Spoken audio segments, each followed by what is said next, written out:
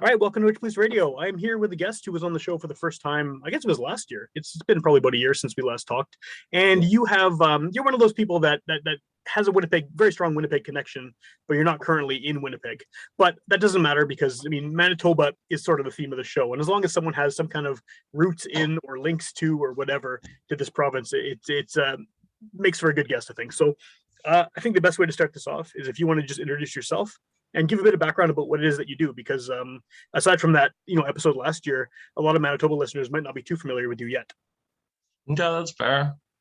I am Sam Mandwara Dector, Sammy D, the dog dad, the face and voice of the dog dad posse. Cool. And the president and owner, founder, whatever, of West Hawk Tape Company. And I think the West Hawk Tape stuff is what I wanted to get started with, because I think you were probably doing something similar at the time we talked last, but you've kind of ramped that up. That seems to be more of a going concern right now, and you're putting out tapes of your own stuff, of other people's stuff. You seem to have like a subscription-based sort of club people can join. What can you tell me about the tape label? We're trying out, I think we're in beta testing phase with things like the Etsy shop, and haven't even started a Bandcamp for West Hawk Tape releases yet. Very much setting down some groundwork, getting projects rolling, stuff that I want to do with my band, collaborators I want to bring into it. West Hawk Tapes is named after a body of water that lies on the border between Manitoba and Ontario. Right. So part of what I'm doing since I left Ontario a minute ago is just keeping my hand in the game in Toronto, staying in touch with the people there I want to collaborate with. And Winnipeg too. I got 2 albums of Winnipeg beats that are in post-production right now. Like, I can't get away from that place musically. No, you can't. Even if you leave, no matter how long you leave for, Winnipeg will still draw you in. They never let you go. I got too much family that's still to ever say that I'm turning my back on the peg. Come on. So where are you now then? Are you in BC now or something? Or yeah, I'm on Vancouver Island. I spend most of my time in Campbell River here, which is chill. This time of year, it's getting really beautiful. Yeah, I believe it. Yeah. And yeah, we've only been here 6 months. That's like starting to get settled in. Got for the tape label is a complete mess, so I'm not going to show it to you. But yeah, these are the digs. It's a lot more spacious here than our place was in Toronto. I was probably like sitting on a couch between like the TV and the coffee table. Like, yeah. Now I can stretch and stuff. Well, the one thing I thought was cool about the tapes too is that you're doing this super DIY. Like, these are just like tapes where you've dubbed some over top of something else, and you've got a sticker with pen written on it. I mean, a lot of people are doing DIY tapes, but some people are going and getting them pressed and stuff. This is like very old school punk rock, like do it yourself kind of tape making, which I think is pretty cool. That's where it starts. Like, I was, 10 years ago, you could have found me with like a whole bag of tapes just for taking to work, and like a boombox at work, a boombox over here, like 3 broken ones in my closet. And I thought I was almost gonna hang it all up and get rid of my CD collection and my tape collection. And then we sort of turned this corner, and it's like, no, I got the high-speed dubbers. I'm making tapes faster and more than I ever have before. And that's my childhood, was having Sure. something musical other than playing an instrument that you can get your hands on it. You make it yourself, you customize it. We always have that favorite mixtape that someone just put so much love and attention in before they send it to you. And then, you might remember that forever. You'll be like listening to your favorite Beatles mixtape. And here comes the sun that ends, and then you're like, no, I know what the next song is, because this is a curated experience that I've had in my life. Like that tactile thing exists with CDs and records too, but tapes, because of the ability for anyone to sort of hand dub them and customize them that way, especially back then, they do have that special significance, I think. It's I call it like a fetish object. Okay. They design chocolate bars, so you want to touch them. They got this all like crinkliness going on. They design like the beverages to be as satisfying as possible. And like, I don't know, that mouthboat tape you sent me was that bright yellow, just plain yellow color. Yeah. But that's one of those colors that were hardwired to like, what is that? It stands out. You can't stop looking at it. Yeah. And like it had been a while, but like you get the cassette in your hand and you're like holding something like tactile and real. There's a delicate mechanism in there somewhere. The same way you can't like, you know, rub your CDs all over or like Yeah. leave your vinyl lying around. There's some delicate aspects to it, but it's this,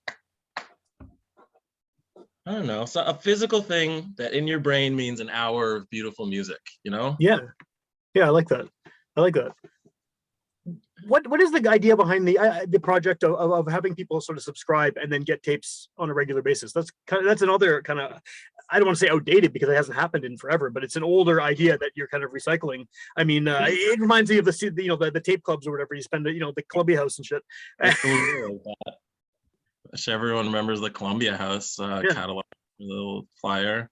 It's a little like there's a lot of subscription businesses on the Etsy and the online crafting place. If like someone goes for your brand, if they dig your brand, then they'll just sign on for you to send them, you know, dog treats or makeup or whatever it is that you're packaging for them. And the plan has always been like, if you have cool music and you get in touch with me and we're on the same page, like I'm here to enable that. That's how I see my job as a label. And we're gonna have all kinds of things out. Eventually we'll have to make compilations just so we can keep track of them. And that's like the sampler. That's like the it's a good way to get to know the future catalog, but certainly like the community of artists that are gonna be involved in West Talk. And the sampler, the compilation, you know, these are all the kind of releases that I vibe with and that we're aiming for. Yeah. Sometimes, especially, man, I've been digging through so many beats since the last time I talked to you. Sometimes you just got to go dig through like a DJ producer, like they put out 10 albums. You got to go dig through all that, make that hot one and say, I want to put out these 10 beats. Like I want to put out this mixtape of your stuff. Yeah. And save people that create digging time, which isn't for everybody, but really it's about curating things for the customer, for the listener. Well, and obviously, like you said at the beginning, you know, you have these connections all across the country now because you've lived in these different cities that have very strong music communities in general, and then hip hop in particular too. I mean, Winnipeg and Toronto and Vancouver as well. There's very strong roots in all three of those cities for hip hop music. So, is that kind of one of the goals as well, to make what you're putting on the label have that larger reach and that more diversity across the country? That's kind of the next step for me because I lived out west here before. Yeah. Like when I first started recording raps and stuff, I lived in Sault Ste. Marie for a little while. Like this is all, you know, you have these connections and those people are still there, and not just staying in touch with people, but making a community that's based on these connections. Yeah. And all of a sudden reaches Vancouver, Hamilton, Sault Ste. Marie, South Africa, Botswana. Like I want to light it up like a pinball machine. I want to have things going on and people excited. All my people all over the place. Yeah, so I like that attitude too, for sure. So what, as an artist though, I mean, with Dog Dad Posse, how has kind of, I know we've just come out of a pandemic, which changed like everything in terms of the way people are able to play shows or even get their music out there into the world, right? But I mean, is it hard to move a lot with a music project where, you know, you've obviously established yourself to a certain degree within the music scene in one city, and then now you've moved again? Do you have to start from scratch there? Do you like starting from scratch in a new place and introducing people to what you do? It's kind of something I enjoyed about having lived lots of places, is that that kind of challenge when you're starting from scratch or when nobody knows you. Kind of reminds me the showboating or the attention getting that brings me into performing arts, or like work down. Shout out to the Riptide. I work at a pub downtown here in Campbell River, and I worked there 4, 5, 6 weeks, and then I went to Toronto to do a show and do some studio stuff, and I came back and everyone's like, "Oh, I heard you're a musician," and it's like, And I'd like to introduce you to the rest of me. And that, that can be fun. Yeah, I guess you can have that secret identity if you're moving into a new place and people are just meeting you for the first time, and then suddenly there's this, in your case too, this whole body of work and another artist you're working with and stuff that's just below the surface. That if they get to know you, that side of you, they're going to be like, oh, this isn't just like it's not just a thing you're doing for fun. You've actually spent all this time and effort and working on this project. Well, it's a lot harder to keep a secret identity here than it is in Toronto. I'll tell you that much. I imagine, yeah, yeah. Like coming from Winnipeg to Toronto, there's the sense of anonymity that I don't think I've felt anywhere else. Yeah, I believe that. In a sea of people, if you step out the door in Campbell River, you're noticed because you're the only person walking down the street in Campbell River. Right. So have you played any shows since you moved? Not here. There was that gig in Toronto last month. I love performing, and that's the most direct way to get your infectious energy and if the song is good, the album should be like the best version of the song. Yeah.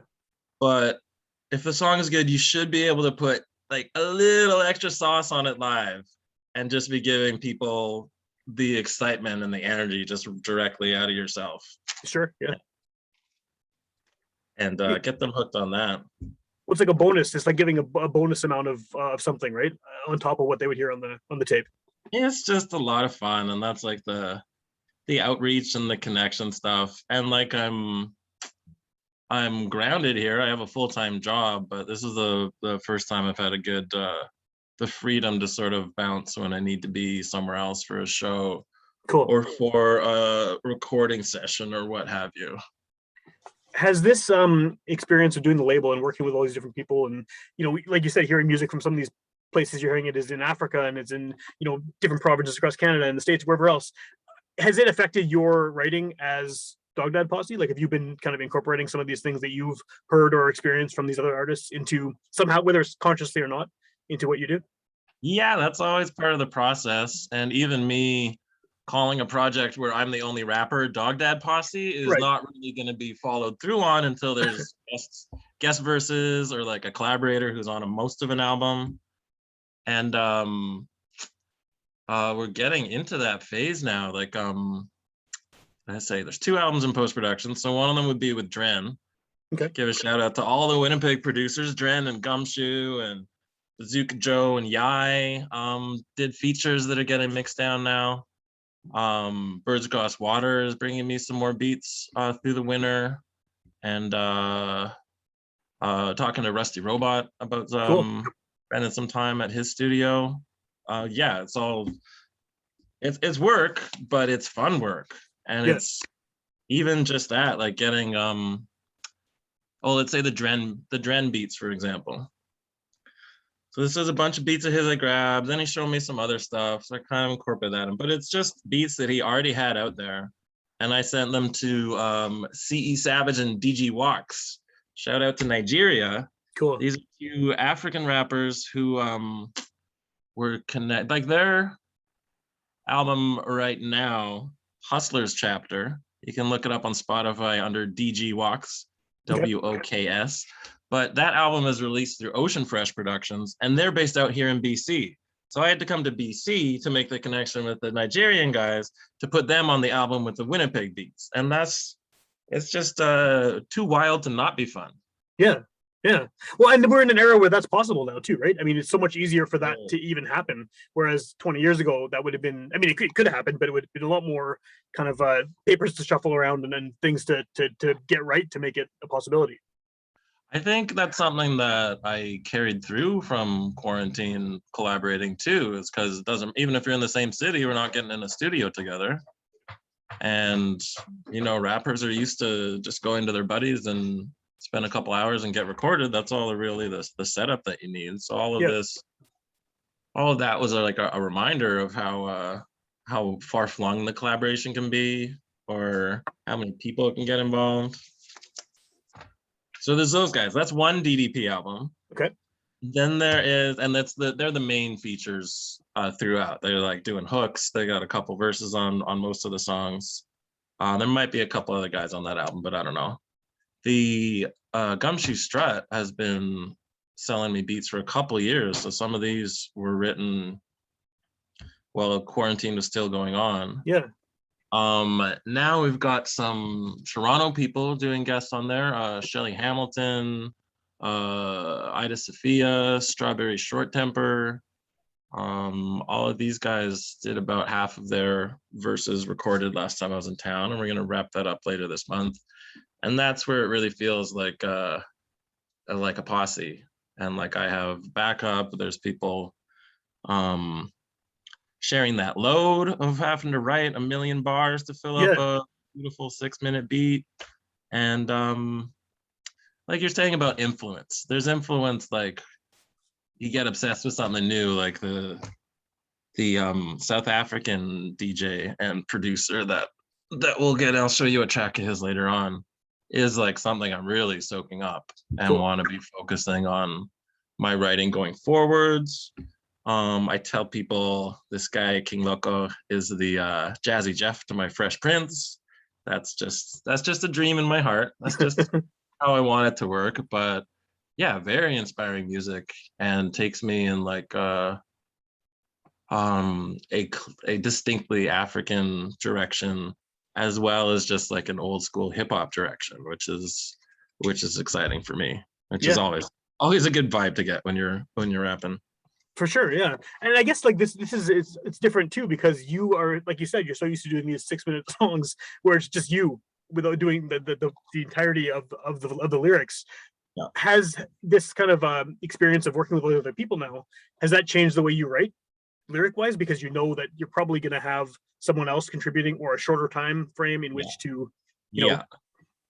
Well, that's my favorite version, when I feel like I'm a guest star on my own track. Yeah. It's like whether I created the situation or put all these people in the same room, writing one verse for a beat is entirely different than sitting down and saying like I'm doing the whole thing, whether there's a hook or a chorus or whatever. It's an entirely different approach. And like I've always been trying to get to that jazz mixture. You have two voices on a track. There's a back and forth. There's at least I'm doing my thing, and then you get that pass off and somebody else comes in. It's the same key signature, it's the same tempo, but their voice makes all the difference. Never mind the words they're saying. You're getting an entirely different instrument adding to the sound now. That's like an influence in terms of like the setting. I keep telling people I want to run this hip hop label like a jazz label in the 50s or 60s. You just keep moving songwriters and vocalists around, put them in different combinations, see who works well together, see who has the same vibe or should be packaged together. Yeah. Well, some of those, like even records from that era that you would think would never work, turn out to be awesome too. People that like are from just totally different styles, and you did some genius decided to stick them together in a studio and it worked out amazingly, and you get this really unique kind of stuff. I'm not saying I'm like the first person to approach hip hop that way, but I think it creates a space where, yeah, magical things can happen that wouldn't happen. People get influence, or people just get ideas from being around different types of creativity and different approaches. For sure. Yeah. So what's the? I mean, I know you mentioned off the top that the West Hawk stuff isn't currently on Bandcamp. What's the best way to find it? I mean, is it made basically at this point just get in touch with you and you send the tapes through the mail, or is there? That's one way. I can always set it up that way, but West Hawk Tapes is a shop on Etsy.com. Okay. So that is the most solid manifestation of that. Dog Dad Posse still has a Bandcamp. Some of my collaborators have stuff on now that I'll send you in different directions to find. We should play a track. I should intro a track. If you want to, yeah, sure. This is the exclusive that I'm bringing you. This is Strawberry Short Temper, Toronto artists, and me have been writing to these beats for a year or so, for months anyways, and finally started recording them last month. So this is something on a grand analog beat. That is one of the first things we've collaborated on together, and it was a lot of fun to get it done. Shout out to Grand Analog. Shout out to Nardular. Leo Keystone is recording us at Nook 33. Shout out to Jim Bravo. Shout out to Percy Pivas. But Strawberry Short Temper, she's got a calendar out now. Nice. So her website's like strawberryshorttemper.bigcartel or something. That's where you can find that girl stuff. So people are finding different ways to do this, obviously, like you with Etsy and like putting out a calendar, or people putting out. There's all kinds of stuff. I mean, you mentioned the Mouthboat tape earlier. The guy who has that label, he's based out of Gimli, and he is doing all kinds of cool stuff. He's reissuing this summer on vinyl a folk album from the '70s from Gimli that was like this, like it's about fishing in Gimli, and it's this kind of iconic local record that has been out of print for years. And he contacted the guy who's very old at this point in his life and got all the rights and everything, and he's putting out It's this a LP record from like 40 years ago, and he's reissuing it on like a deluxe edition on vinyl. Yeah, so I mean, there's people are finding cool ways to put out music. It's awesome. Yeah, it's interesting how when we were growing up, everything seemed to be moving so fast with like the technology changing. Like some things that are out on tape like don't exist in the virtual world, or at least aren't very accessible online. And so if there isn't a physical copy, it's gone. But there's, people want that Gimli album. They want that to last. They want people to remember it and know that people care about it and that it meant something to them. So they enshrine it even more by having this re-release, or they keep it out there even if it's been decades. I think that's beautiful. Yeah, it's super cool. Yeah, I love seeing that kind of thing too. And because I mean, there's always going to be someone out there, and I think that both of us probably fit into that category of people who will want the physical thing, no matter how weird or how limited edition or whatever it is. They'll want to have that so they can listen to it in that format that it's meant to be in, and just hold on to it. And there's going to be probably many, many more things being reissued over the years just because of that, because someone will have in their basement this tape from 15, 20, 30 years ago that has stood the test of time and they've always listened to. And then someone with a label will realize the importance and the value of it, and we'll put it back out there again. Well, it's also a time of diversity. It's not like we're getting rid of all our DVDs so that we can build our Blu-ray collection. All of these things exist. Like new technology isn't coming in like the next step of evolution anymore. Yeah, it's not like, here I am, you're gonna throw away your 8 tracks, that's over, I'm here. It's like something new kind of has to prove that it's gonna last, or it's gonna make sense to people and live alongside vinyl and cassettes and maybe even CDs and stuff. Yeah, I hope a CD renaissance happens. I'm waiting for it, but I don't know. It's not the same as tapes and records in terms of like the I think the tactile part of it, because CDs get scratched so easily. But it would be nice to see, because I have so many CDs that I can't get rid of. So not that I want to, but like I can't physically bring myself to get rid of. That's a very special Sam Thompson problem. I think it might be. So if people want to, I mean, I know you mentioned the Etsy site, you have Bandcamp for Dog Dad Posse. If someone wants to find out more, what's the best place to find you online? Would it just be to go to your social media? Oh, yeah, Instagrams. There's a Dog Dad Posse Facebook page, but on Instagram you can find Dog Dad Posse, you can find West Dog Tapes. You can, from there, see all of the Bandcamps of all of these artists that I'm working with. Cool. Strut. Oh, shout out to T-Bay and Percy Pivas, Lincoln Woods, and Uggy. I have a track called Moving On that's off of their EP that has all 3 of those guys. It's going to be one of the tracks I send you for the show. Awesome. And then I guess like, are you actively looking for artists to work with? Like, I mean, are you with the tape label especially? Yeah, it's a push and pull. But go through a large recruitment, and then I have to budget and see which of those projects can get off the ground, how long that's going to take. And I don't know, at the moment, I'm happy with the people that I'm working with. I ain't trying to manage anybody or be anybody's agent. Yeah. I'm certainly not trying to sign anybody exclusively and take a piece of their royalties or fees from their shows like labels have been known to do. But that makes it simple for me to offer. Like if you have made the album, or if you are making the album and distribution is something that you need, promotion is something that you need help with, these are services that even just keeping up my Insta, I'm doing more PR work than a lot of labels can afford to do out there right now.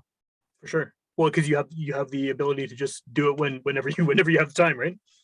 Well, I mean, they do too. We all can spend as much time as you want. I think a lot of things get lost in bureaucracy, whereas I can be like nimble and and get into different situations. There's not like a bunch of people to train or make a Yeah, calendar for, or just dragging around that weight of having a bunch of staff is a big budget to carry around. And I'm more building to that point rather than trying to rent an office to do this thing, or yeah, really saddle myself with overhead, because that's not my concept of what I'm going for. for sure. Do you have a timeline for when the next Dog Die Posse tape's coming?